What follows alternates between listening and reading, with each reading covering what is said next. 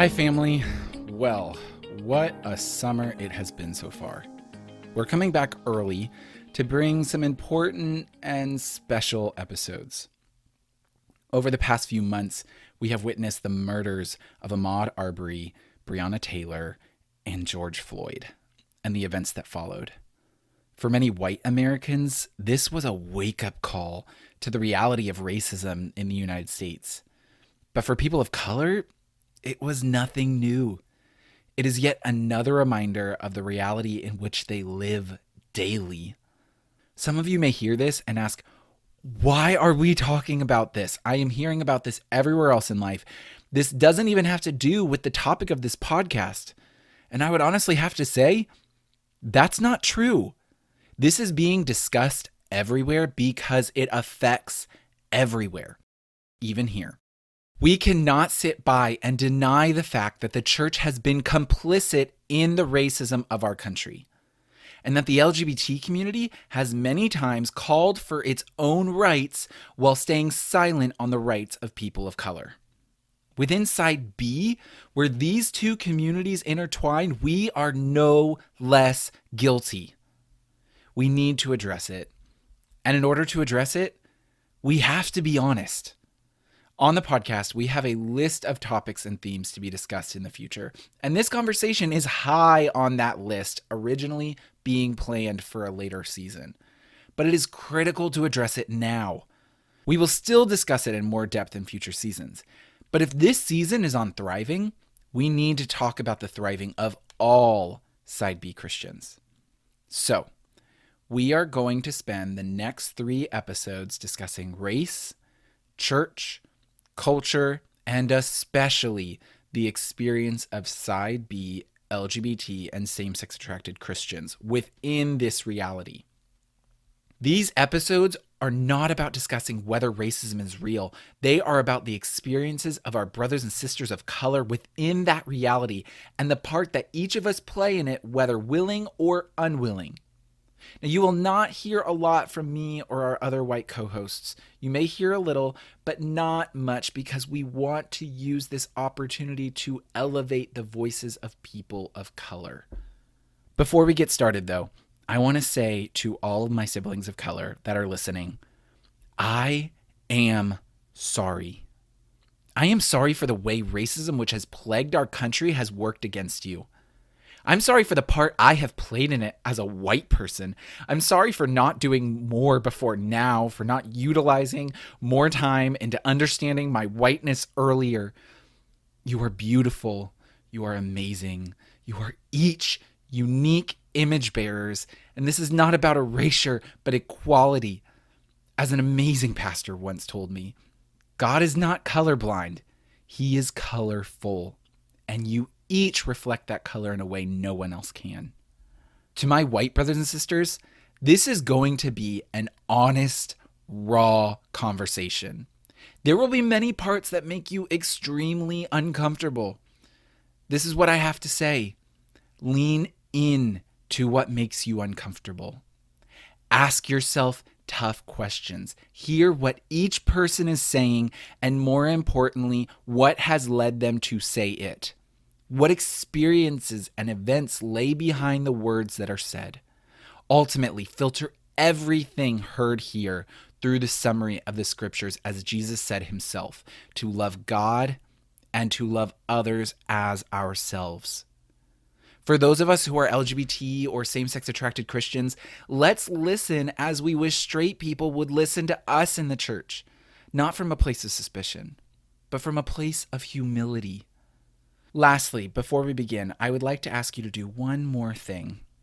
Normally, in each episode, I encourage you all to reach out to the participants with your questions and comments. In this case, I would like to ask you to do something different. Many people of color get burdened down by white people in their lives that reach out in order to get educated on racism from them, when we as white people do not search for the basic resources that are available already. Let's not add to that burden. So first of all, there will be an opportunity for you to send questions in for the 3rd episode in this series, which will feature a panel. And If after these episodes you still don't know where to go from here or have more questions, our very own Henry has put together a great beginner's guide for understanding systematic racism and white privilege. You can contact the podcast social media or me, Josh Proctor, and we can get you that document. It is available for $4, which goes to Henry and will be donated to organizations fighting injustice.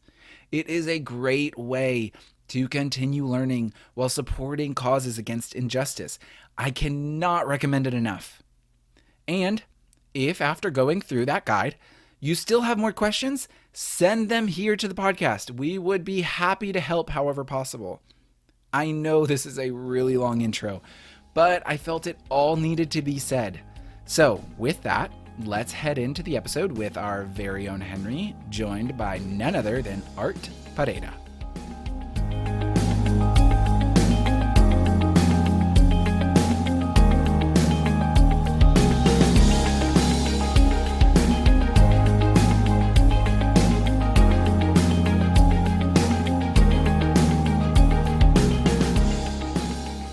Henry here, co-host with Life with Side B, and today I'm talking to my good friend Art, and we are jumping into the conversation about race and justice and the Bible, just in light of what's been going on around the country the past month and a half, if not for the past 4 years, but there's been a spotlight on just the racial injustices that have been going on in this country for a while.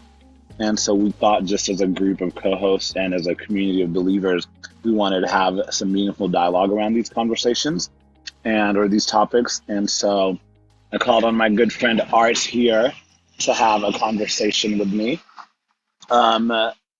just about a few things. And so, Art, thank you so much for jumping on the call with me. Yeah, my pleasure. Always good to talk to you, buddy. So just as a starting point, with the death of Ahmaud Arbery, Breonna Taylor, George Floyd, and a couple other things that have come to light in recent weeks. What do you feel about what's going on in this country right now, and maybe the social justice or racial reckoning that seems to be just going 100 miles an hour right now? What do you feel about that? What do you think about everything that's going on in the last month and a half or so? When you texted me these questions, I was like, "Oh, cool! So that's not loaded at all." Um, but it's been weird for me. My experience of life comes from being a Latino immigrant in the United States. I was born in Brazil and came here when I was 4, as you know. And so it's been a really weird season because I don't occupy necessarily a white or black space. Um, and so I feel like I've been having to do work on both sides of what's happening. And so first of all, when I read the story about Ahmaud Arbery, which is I think where this season of like spiraling came out of, and where this season of like backlash in our country came out of, oh man, something hit me about that one. Like, and I've read so many stories, right? Unfortunately, like if we really wanted to, we could have a story every day, which is appalling that it's that easy. But Ahmaud Arbery just shook me, and I think what especially shook me is I think it's in talking to you and to other Black friends. None of my Black friends seemed very surprised. Mm-hmm. Whereas I live in a majority white community and I work for a majority white church, and everyone around me was just appalled, or they hadn't heard about it at all.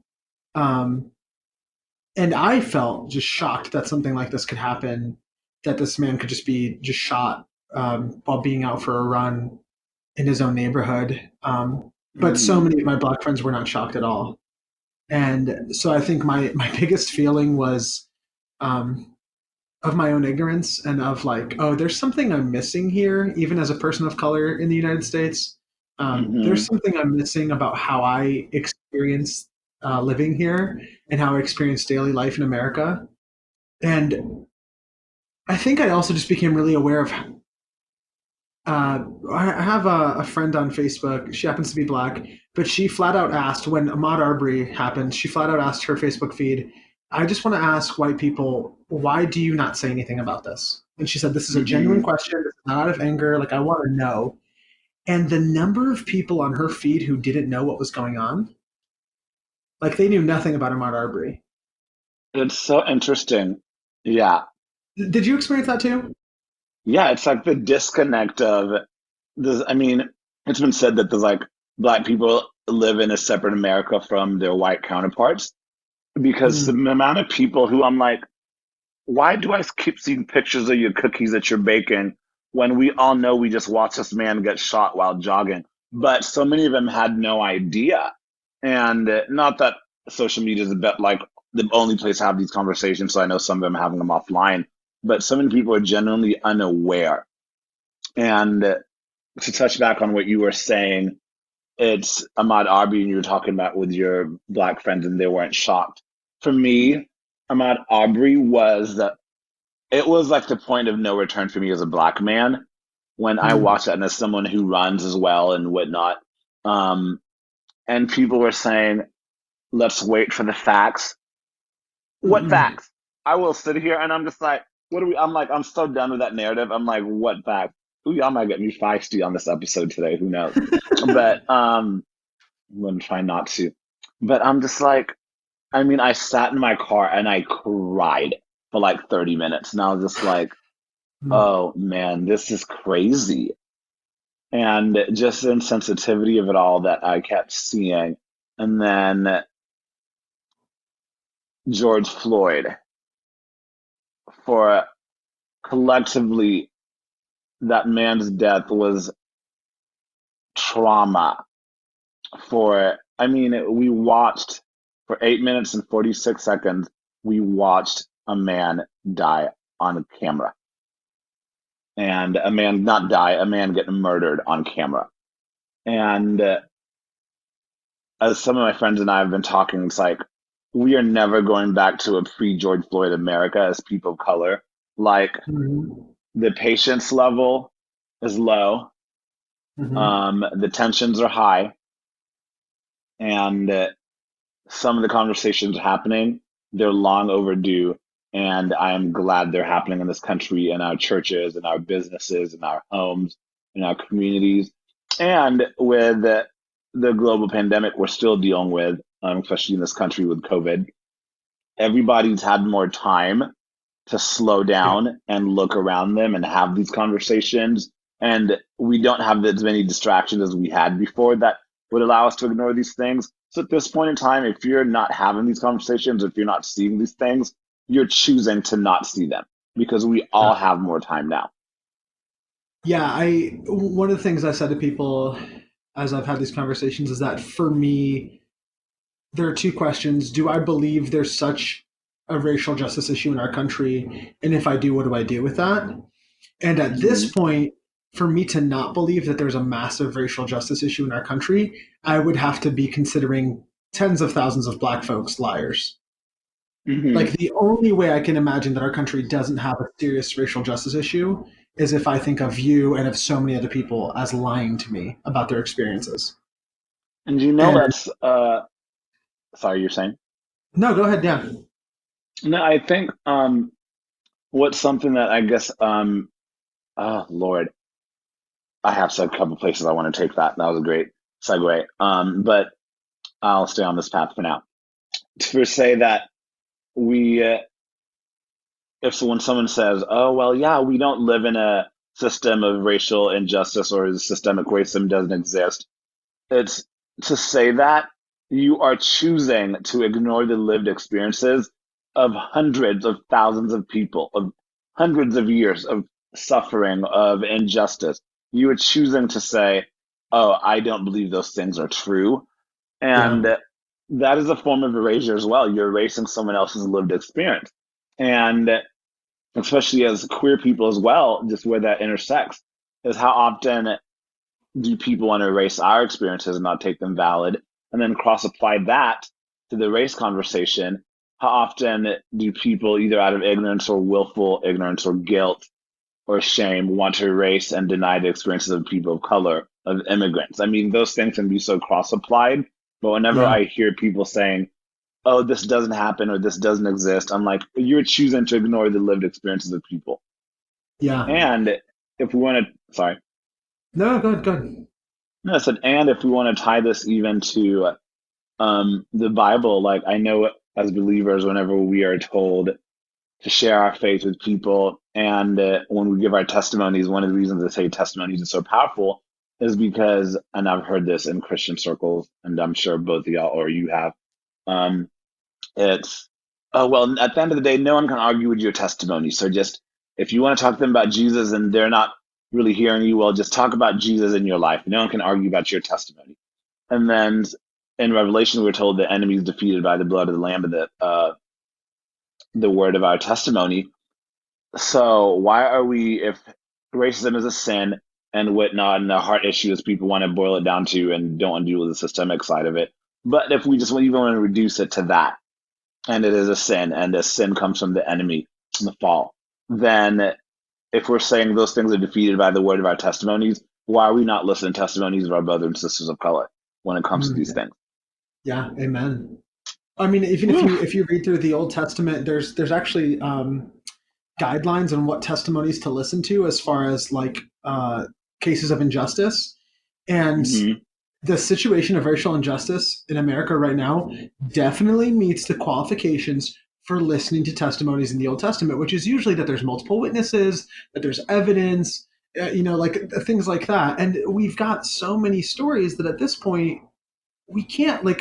I'm not ready to sit here and wait and see anymore. We've waited and seen. Like we've waited and seen Hmm. it happen over and over and over again. So at this point, we have to go even if you go, well, George Floyd was a criminal, great. Explain Ahmaud Arbery. Explain so many other people. That means nothing Yeah. to me.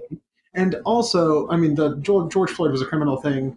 This man does not need to be a saint to deserve human rights. That's why they're called Yes. human rights, right? Like we are human and we live in America, and so we deserve the human rights that living in America gives people. And I we when we don't need him to people be are like, innocent. oh, we want to, well, he was a criminal, he was a thug, he was this.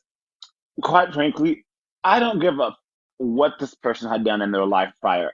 It does not warrant the depth of, oh, well, he can get killed because he had a terrible past. I've had DWI in my past. And let's say something horrible would have happened to me. I got one 10 years ago. Would pulling up my mugshot and putting it all over social media be like, oh, well, Henry deserves to get murdered because he got in trouble 10 years ago with the law? No, that's crazy. So if we can apply that to individuals that we know, why do we, as a country and the white people really, I think have an unwillingness to apply that to people they don't know? Because people are like, Henry, well, that'd be terrible if something like that happened to you.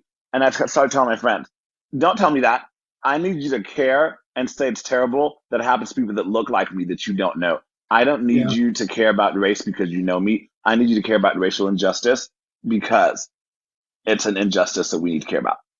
yeah. It's Oh, Lord. you know that I was working on this project. I was trying to read the Bible in 90 days, didn't quite make it, but I ended up Hmm. reading the whole Old Testament in way more like continuity and connection than I normally would. And the thing that stood Hmm. out to me is that like from the first moment that the Lord starts to give any sort of moral law, protection of the marginalized is so emphatically part of God's heart. Like I'm at the point Hmm. where I can't talk to any Christians about immigration unless they want to quote Exodus to me. Because Oh. if you or if they can't at least account for what Exodus says, because Exodus talks so much about how we treat immigrants, marginalized people groups, how we treat women, how we like and how we treat people accused of crime. Exodus, Leviticus, like the Old Testament law is so rich with God's heart for marginalized people that you just to not care about that is just not care about what the Bible says, honestly. And I say that Hmm. strongly because it is emphatic, it is repetitive, it is all over the Old Testament.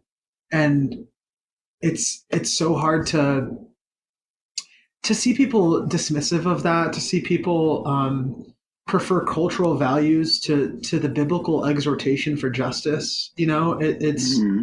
as a believer, it's been like a season of pain, honestly, of just feeling like, man, I'm sad that it seems like we care so little about what Scripture says. And when people say to me that this is a sin issue, like you mentioned, yeah, it is. But because we're I human, and wish you that could have means seen my eyes, and I just rolled my eyes at that. I wish you could have seen it in person. well, okay, So, but like this is a sin issue, right? I mean, I happen to be from a very mhm, reformed background, so like I think everything is sin. But because mhm. sinful people made our laws, there's sin in our laws, and we have to deal with that. We How have to deal about with the that? implications of that. And and this is okay. I almost post this on social media, but devoid of context, it's dangerous. Okay, if racism is a sin issue, why are we not as concerned about policing racism as we are as we are concerned about policing the sex lives of queer people? How about that? Like as Oh my we God, in the Josh, you're church. gonna have to make some edits to this. You're gonna have to make some edits to this podcast because I'm gonna say some things that are probably gonna need to be cleaned up. But how about that? Okay, if racism is a sin issue, why are we not tackling as much as we're tackling? Oh, abortion or the LGBT community, and that seems to be talked about every week, every other topic, every other sermon. Lust, purity, we're tackling those sins. Why are we not tackling the sin, the glaring sin of racism? Because it's Yeah, facing us, and it's like someone plugging their ears and saying la la la la la la, like just refusing to acknowledge like the huge ass elephant just walked into the room, and yeah, uh, and part of I live in Texas, so I'm here in the South, and conservative evangelical circles here, and it is astounding to me how many churches have just been carrying on like normal here and not having conversations, not posting about. I'm like, excuse me, yeah. if this is a sin issue, why are you not tackling it? Yeah, exactly. And that's the thing to me is like I mean, as someone who's been questioned so much about my sexuality because of the sin issue of it, it's alarming to me that we go, oh, it's a sin issue, but then why aren't we holding people accountable for it? Why aren't we asking them? Why aren't we asking people, hey, like where do you experience racism in your life? Just the same way we ask people where do they experience lust in their life, you know? And Mm-hmm. it is sin, and the church is supposed to call out sin with truth from Scripture, and so we need to Mm-hmm. do that, and we need to address this. And unfortunately, I mean, you and I have both been part of church communities that just were so silent for so long. And Mm-hmm. the week after George Floyd, I was commuting to church in the morning. I work for a church. I'm a youth pastor, and I was biking to church, and all I could think was, if my pastor doesn't say something today, I'm going to have to say something in staff meeting tomorrow. And I'm the only person of color on staff. It's a really small church. There's like 3 people on staff. Um, so I was just sitting there going, oh, I have such an awkward conversation coming tomorrow because I doubt my pastor in our predominantly white church, in our predominantly white community, is going to address this to the extent that I think it needs to be addressed. And I cried in church that day because he did. He totally addressed it. He called it out. He was clear. He was Amen. direct. He did not toe the line. He did not. I mean, what I've experienced is a sort of like throwing a bone to people who are worried about racism while making sure that people who are racist feel comfortable. And Mm-hmm. and that is not what he did. And he was very clear about where the fault is, and about I think at one point he said, "White folks, our job right now is just to listen to our black brothers and wonder why are they experiencing this pain, and we need to let them tell us." And it was Mm-hmm. so direct, and I cried, and I wondered, like, wait, why am I crying so much? I mean, I was like ugly crying in church, and I realized it was from the Mm-hmm. relief of hearing a white pastor, say those things. It made me really sad that I was relieved to hear my pastor address Yes. the injustice and sin of racism. That should not be relieving. That should be a Mm-hmm. normal part of our lived experience, right? In the church, we should say something about these things. Yes.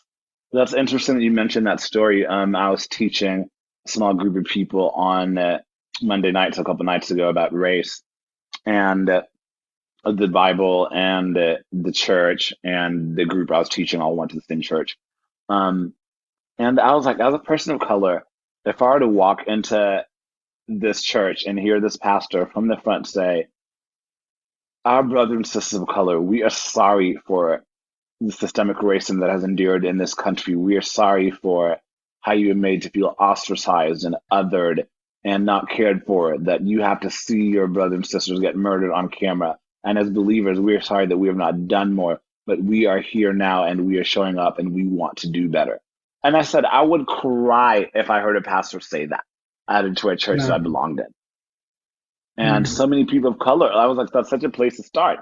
And again, I tied it back to the boy race conversation with Jared Conley, and um, and how many of us as LGBT people or queer people long to hear those words from a church. We are sorry Mm. for the injustice that have happened to you in the name of Christ by people who claim Christ. We are sorry for the hurt and the trauma that your community has experienced at the hands of believers. We want to do better and we are showing up. How can we be better? Like every LGBT person I know, if they heard that just as a talking point from a church, like how relieved would they feel? And if we as queer people can know that, and I think some where my disappointment even comes with the Christian conservative side B community or whatever, is the silence I've witnessed in these spaces that we occupy either online or in community, is why are queer people, specifically white queer people, still not as willing to address this delicate topic or this hard topic, but Yeah. they can easily want the injustices that they suffer for being queer or experience for being queer. They want those addressed with a sense of urgency, but they stay silent and they stay on the line when it comes to their black and brothers and sisters of color or their brothers and sisters of color who are experiencing these things. And do you sense that? Do you feel that? Does that make sense? Does what I say just make sense to you? Yeah, it does. I'm most folks would consider me straight passing and white passing. White passing. Yes, Um, that was my next point I want to talk to you about. Yeah. right. And so one of the weird things for me as I joined like side B forums online, and there's a forum that you and I are both a part of. Um, Oh, so like exhausting. coming to terms with my yeah well so coming to terms with my experience as a queer person and realizing how much pain I had felt even though I was straight passing, it actually shed light for me on how much pain I experienced as a person of color who's white passing. um, Hmm.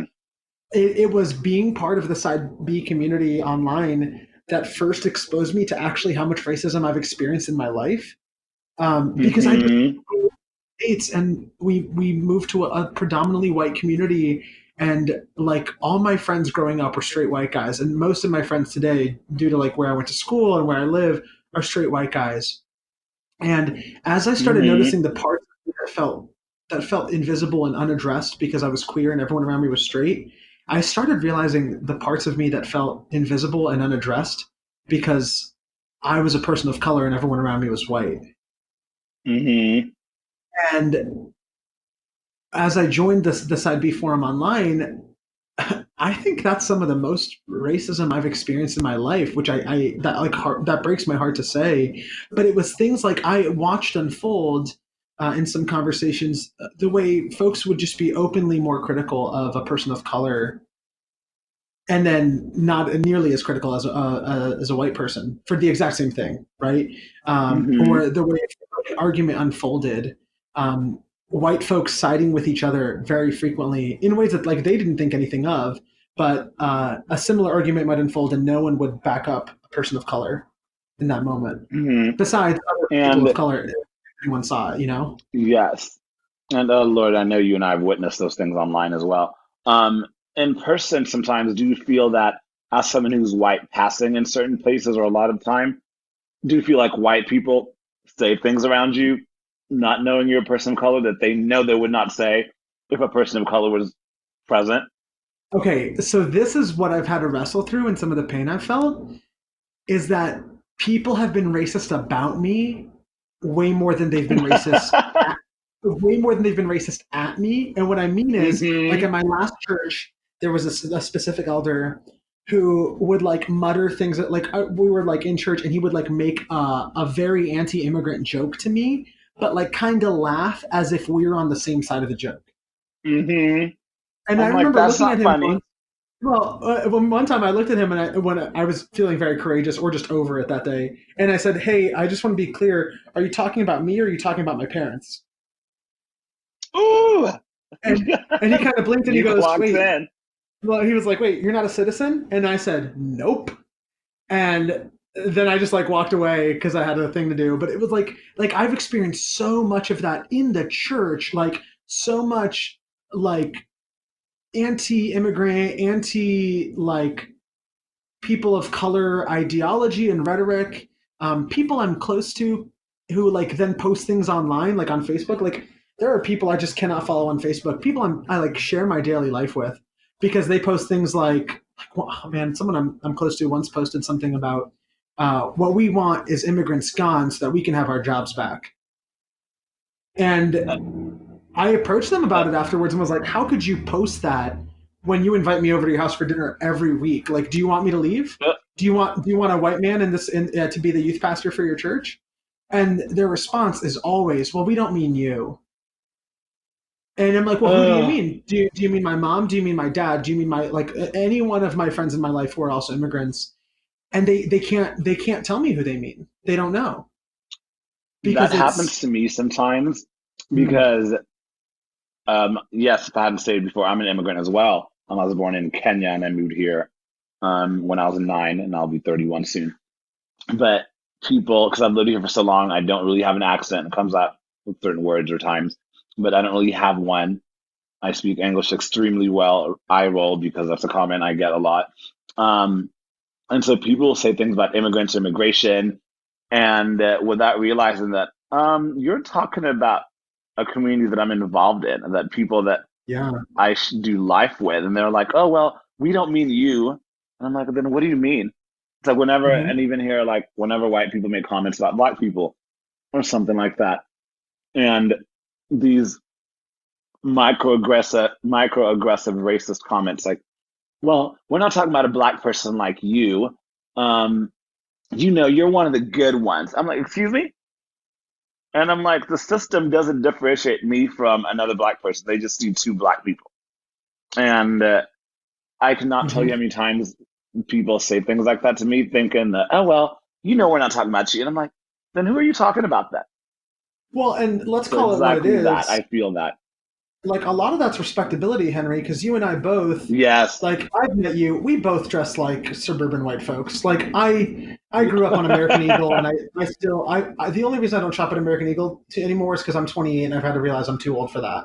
But like Yes, I could never. we Oh my we gosh. grew up shopping and like dressing like I mean like culturally we dress like white folks sometimes and other times no, right? Yes. You like more than I have like a diverse like well first of all you dress better than anyone I know. But I Oh, think you thank dress you. diversely. I know you have Kenyan clothes that you love, but then you also have outfits that I think are very like white suburban palatable, right? Yes. And often when they Mhm. say we don't mean you, what they mean is, well, you act like a white person. And Yes, we are I've the model minority. Have you right, heard that term? I Yes. have, and I've realized over the years how uncomfortable and painful it's been. I have a friend who like when I would talk about sometimes my experience as Latino, she would always pause and go, "Oh, it's not like I think of you as Latino. Like I just think of you like one of us."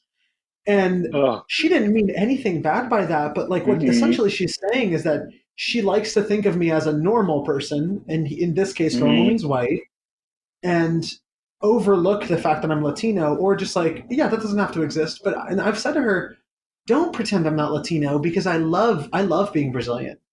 Are there Hmm. aspects of my culture that I don't love? Sure. But there's aspects of American culture that I don't love. There's also aspects of American culture that I am grateful for, and I love that I live in this country.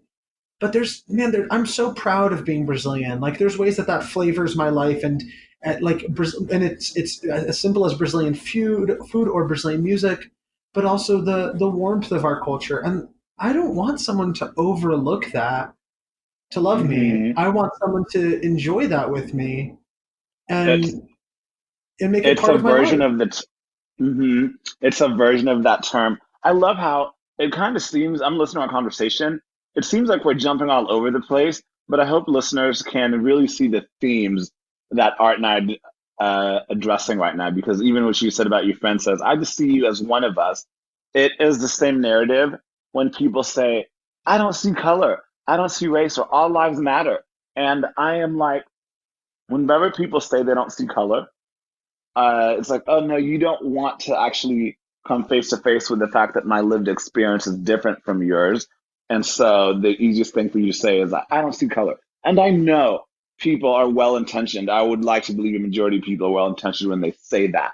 But I had a lady I met with last fall, and we were talking about why one of the reasons I left the church I had attended for 5 years.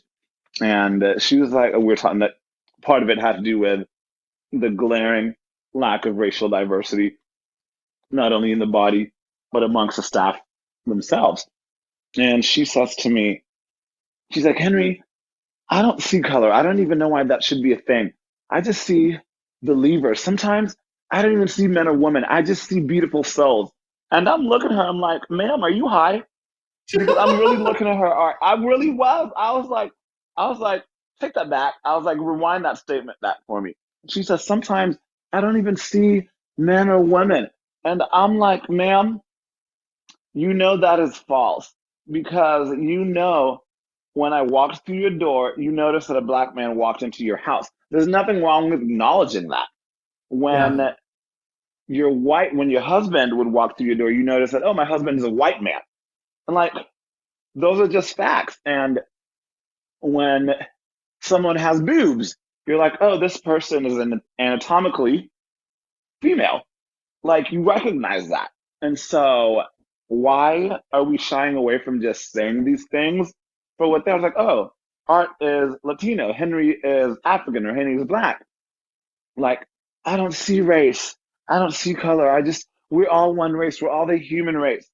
Thank you for the biology lesson, one. But um, I mean, people say these things to me in complete earnest. I'm just like, I'm supposed to be impressed by that reductionary biology lesson Yeah. because I'm sorry, you saying you don't see color is false. Like someone said this the other day. I was doing a teaching Monday night, like I mentioned, and it was a room full of or 10 white people, and I'm the only person of color. I said, is anybody in this room right now willing to say they don't see color? And like nobody could because clearly y'all know that there's 10 of y'all white people and one of me as a black person. So clearly we can all Right. say that. And so I just find that frustrating because it is reductionary and I also call it a form of erasure as well. It's like, oh, Yeah. you're It totally choosing is. not to see someone's lived experience. Yeah. You know, Okay. you know that my best friend is a straight white guy, and we're very close. And as I've talked to him Yes, about as some is of my mine.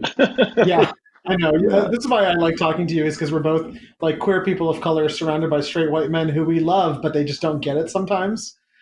Mm-hmm. Um, but one time I was talking to him about like some of the pain I felt as a queer person, and he said, you know, I wonder if a helpful framework for us would be to think of our lives as equal but not symmetrical. And what he was saying was that my experience, particularly as a celibate queer person, that the way I'm going to live my life is not going to look like his. Like it's not going to line up. My experiences are going to be very different, but they are of equal worth and value and of equal dignity. And I loved that Mm-hmm. thinking of us as equal but not symmetrical. Like because there's a part of Mm-hmm. me, and to be honest, part of this is because I'm a queer person of color who grew up in a straight white suburban neighborhood. But there's a part of me that resents all the ways I'm different from the people around me. And one of the things I've had to realize in counseling is that some of the things I most hate about myself are actually Brazilian cultural values that I was mocked for growing up in a white community. Mm-hmm. And Mm. I didn't realize. And the kids, it's not like the kids bullying me were like, "That's a Brazilian quality. Let's destroy it." They just thought it was different, and different is bad. And so it was like ridiculed. And so I learned to hate aspects of my culture without even knowing it was aspects of my culture.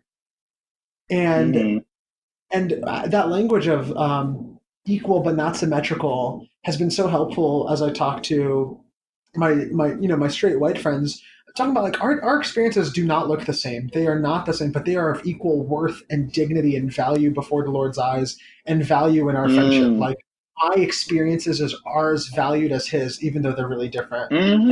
And my pursuits and the things I want in my life are as valued as his, even though they're different. And so I don't Mm-hmm. need I don't need my black neighbors to look like me or act like me or function like me or have had the same experiences of me as me for them to have so much dignity and value in the eyes of the Lord or in my eyes. That's a word that will preach. Okay, that will preach. That will preach, sir. Okay, I was just taking that in because my friend Melissa says all people have dignity, worth, and value and are worthy of the same level of respect. And that she runs a nonprofit, and that's just one of her taglines that she repeats all the time. And I'm like, that is absolutely true, regardless of our lived experiences, however different they may be. We all deserve the same amount of dignity, worth, value, and respect assigned to each one of us as image bearers of God. Yeah. Okay, that will preach. So speaking of that, dignity, value, worth, and respect, how do you think the church should be responding to a watching world? Lately, I've been saying if we're the city on the hill that the world is looking to, this city on the hill is a mess. Because the world is looking at believers like, okay, like we need to do some Mm, rezoning over here. There's mm, some faulty foundations. Okay, we need a new coat of paint. Some buildings need to be gutted completely. We need some new lights because the light bulbs have been out on this hill. And mm. so, in what ways do you think the church should be responding? And in what ways have you seen the church not respond that's been damaging to people of color? And I know this could be a whole Mm. separate episode in itself. Yeah. Well, so first of all, I want to acknowledge that though I'm a person of color, I'm not a black man, and a Hmm. lot of the issue in our country right now isn't just simple racism; it's specifically anti-blackness. Hmm. And so, like, some of the work I'm having to do is wrestle with, why have I not spoken out about these things before, Hmm. uh, and why have I not, like, why was I shocked by Ahmaud Arbery, where if I had been listening to the stories of my black friends, I wouldn't have been shocked. If I had Hmm. been reading stories that have been publicly shared for years, I would not have been shocked. And so I Hmm. just want to acknowledge that as we talk about this season, there's ways I'm growing in my own understanding. And I think one of the best things that churches can do is to make sure they're doing the work of being educated and not to flippantly dismiss it. And, if at this point there's just no excuse. Like, there are books written by black theologians, there are books written by black folks from every major denomination. I come from a very conservative and frankly very white denomination, and I've been so grateful for how many resources there are written by black men in our denomination. And so if you're coming from a Hmm. reformed framework and you need something that's, well, guess what? There's so much of that. And there's Hmm. so many books and so many resources. So the first thing I think we need to do is to listen and learn from what has happened in church history. I'm reading right now The Color of Compromise, and Yes, come on, it's Jamar Tisby. yes, and well, so Jamar Tisby's from my denomination, which is it's helpful Hmm. because coming from a reformed framework, like when you talk about sin, it looks different than other frameworks, and so it's really helpful um, to address like the sin of racism and stuff like that. But he gets into like the historical involvement of the church in institutional racism, and we just need to own up Hmm. to that. Like, the church has been so Yes. scared to admit its faults, but we need to, and it's the only way forward. There is no way forward with integrity that doesn't start with a sincere apology. And Hmm. An acknowledgement. Hmm. yeah, like, we need to acknowledge. And I know some people right now are going, but we didn't do it. It was our ancestors. That's not the point. Like, the point is that Hmm. I work for an institution that has historically supported the enslavement of my neighbor who is made in the image of God. Hmm. And I have Hmm. to, because I belong to that institution, I either have to say that's not my institution, or I have to say that's not what we should have done, and I will work in this institution differently. Hmm. And That's so, all. That's a yeah, great place to start. yeah, acknowledging that we've screwed it up, and maybe not necessarily us, but people from our backgrounds, people from our cultural Hmm. backgrounds, people from our faith base, um, we need to recognize that and recognize that pain. And then once we do that, the question is, so what now? Right now, then the question becomes, but we can't be quick to slap fixes on things. We can't be quick to just, oh well, we'll do this. And temporary measures. I've really appreciated my church because my pastor's been really careful. He's been quick to address the sin of racism and has been doing so consistently recently, but really Mm-hmm. careful to say this is the way forward, and is like even in our elder meetings in our church, he's been making every elder listen to conversations that or like videos from Black leaders, and then we Mm-hmm. discuss those in our elder meetings so that we can have conversations about, okay, what's the way forward? How does this impact Love that. specifically our church? So I love that. I think churches need to think about their context specifically. um, this is not just a race issue, as what I'm about to say, but it's a general church problem. Churches love to take whatever Saddleback is doing or Hillsong is doing and then like copy paste it to their context, Mm-hmm. and it never works.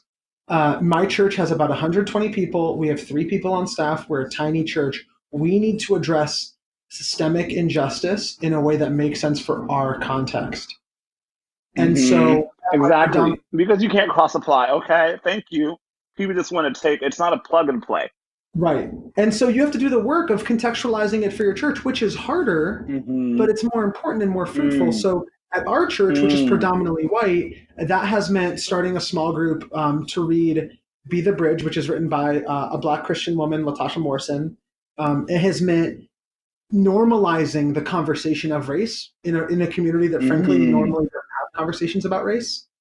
Um, Mm, it has meant acknowledging and helping our church acknowledge that the experiences of our neighbors are different from us. And so if we have a predominantly white mm-hmm. church, one of the best things we can do for our community is to teach our church to listen to the folks around them and understand that they have a different life experience and ask yourself why. As a youth Mm-hmm. pastor, that means that I've started talking about race with my students. And we had a very candid conversation with our high schoolers. Hey, what's been your experience of this conversation, guys? And most of my students are either white or white passing.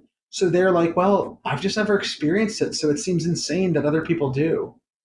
And, when we talk about how we approach police reform or anything like that, one of my students was like, well, my parents always just taught me that police are the safest place and they're here to make our neighborhood safer. And I had to stop him and say, imagine your parents saying the opposite. Yeah, Imagine your parents sitting down that's and a really teaching you good to be point. afraid of the police. And he was like, oh, that Mm-hmm. seems so hard to imagine. And I go, okay, but that's the experience. And I pointed out to him, like, so many of my Black friends had a moment where their parents sat them down and said, because you are Black, you are a danger to them and they are a danger to you. Mm-hmm.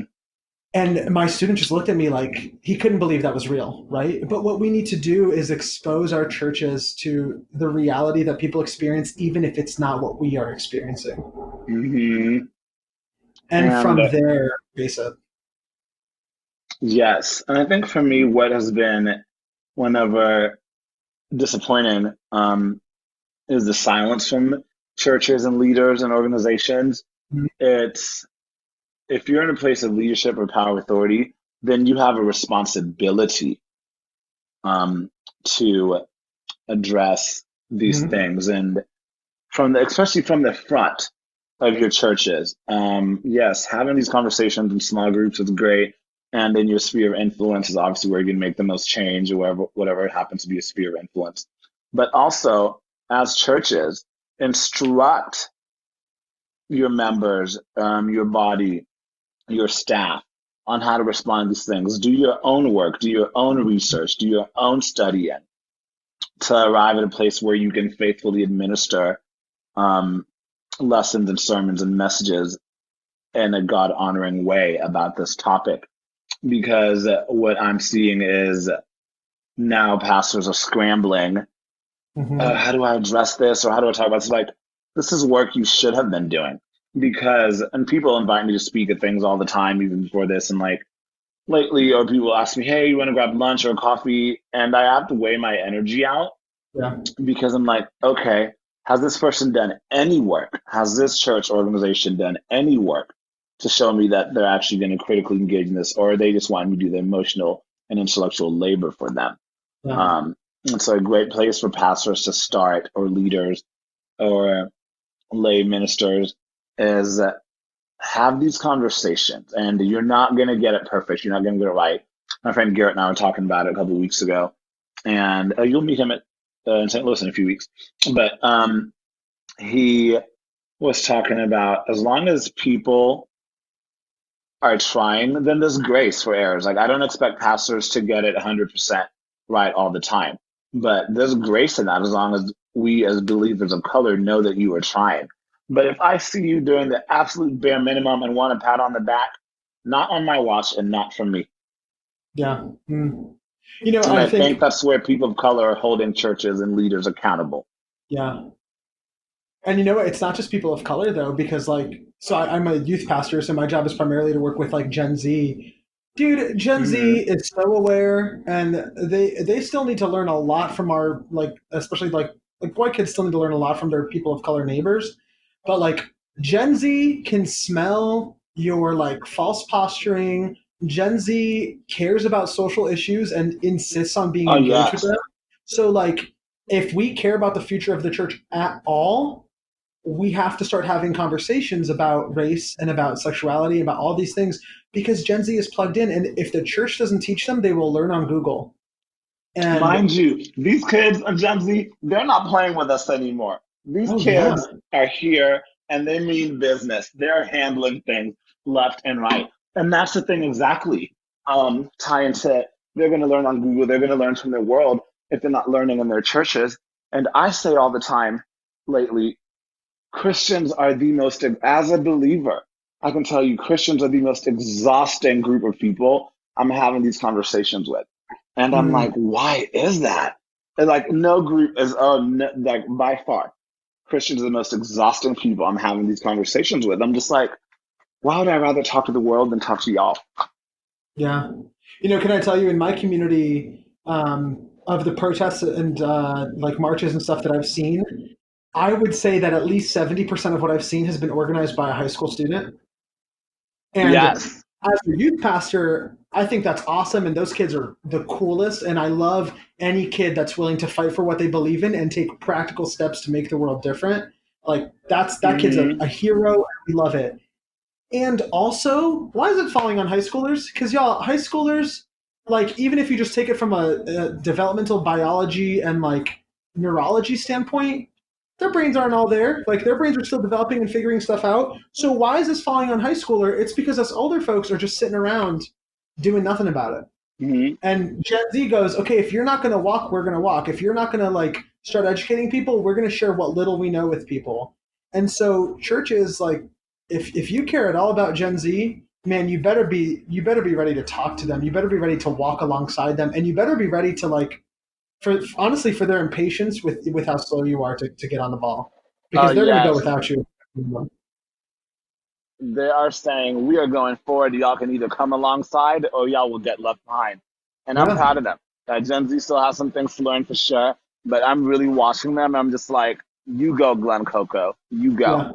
yeah, yeah, absolutely. Those So, kids are rock stars. I love I, it. yes. And I guess let's just wrap this up here. Um, what ways that, and I guess I want to end on a positive note. Um, what ways have you been encouraged the past few weeks as you see some of these conversations happening?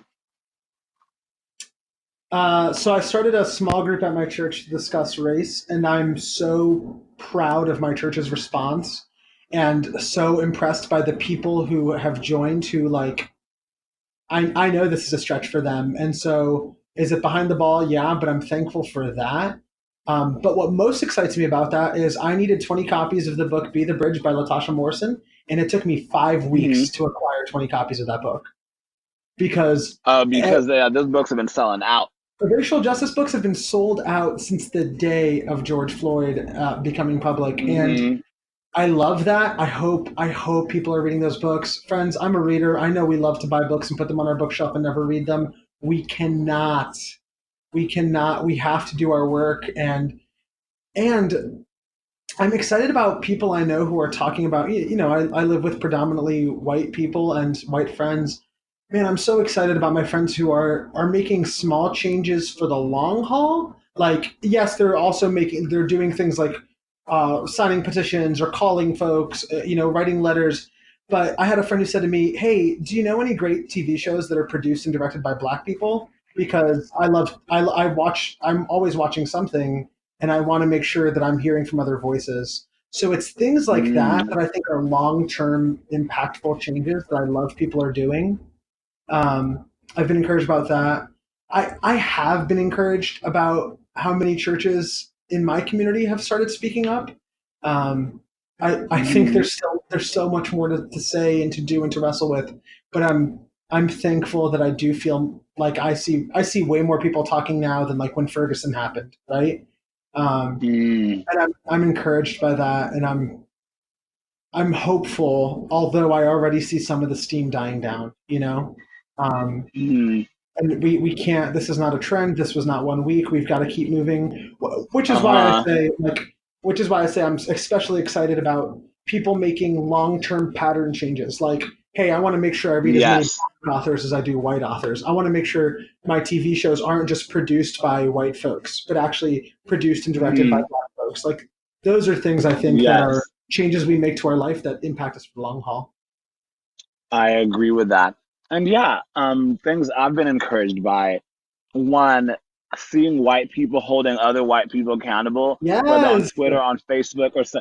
It is my favorite because I'm telling you, nobody knows how to hold a white person accountable better than another white person. They stay on each other. And I'm just like, yes, yes, Samantha, you tell Karen about herself. Okay. Like, I just love seeing it because it's like, oh, there are people who are committed and are not backing down. This was not just some passion project of the week or some passion idea for them. This was a lifestyle thing that they're working on and they're holding other people accountable. So honestly, I love when I see white people hold others accountable. So y'all keep going. You hold yourselves Mhm. and your family members, your coworkers, your neighbors, hold them accountable. That's been encouraging to me to see white people doing some of the heavy lifting now as compared to it just being people of color that have been doing this work. Um, Another way I'm encouraged is seeing the commitment from people and organizations and them realizing, hey, this is going to be a marathon and not a sprint Yeah. because I see a lot of, like some of you said, the burn down is like it's already kind of been happening, or the burnout, or the steam's kind of dying down just a tad. And a friend of mine was like, "Oh well, it's been 3 weeks. I'm so tired of like having these conversations." I'm like, "You are tired for 3 weeks. Try a lifetime, okay?" And I was like, "I've been black for 30 years. I'm tired." And so, but just like seeing people committing to the marathon, and that's been encouraging. And even seeing people stumble as they navigate this, but Yeah. seeing people whose posture of their hearts are in the right place and they're wanting to learn and grow and evolve, oh, that's the best place to be. With someone who has a humble heart and a posture that is willing to learn and receive and to be corrected, that's some of the most encouraging things I see. So, Can I tell you in my elders meeting, and again, the elders in my church, it's a small, predominantly white community, um, mm, mostly white guys over 50, and the conversation we had about race in the elder board was so humble, like so teachable, and so these guys responding to this video and just going, "Oh man, there's so much I didn't know, and I need to open."